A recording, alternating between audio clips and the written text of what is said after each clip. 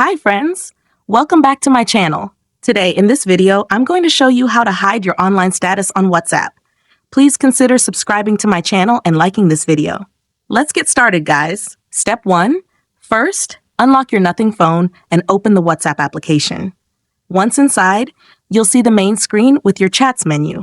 Step 2. Now, look at the top right of your screen where you'll find 3 vertical dots. This is the menu icon. Tap on them. Step 3. Next, locate the Settings option and tap on it. Step 4. Now, locate the Privacy option and tap on it.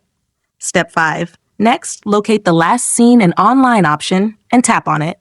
Step 6. For the last and most important step, select the Who Can See My Last Seen choice, Nobody, and the Who Can See When I'm Online choice, Same as Last Seen, to hide your online status instantly.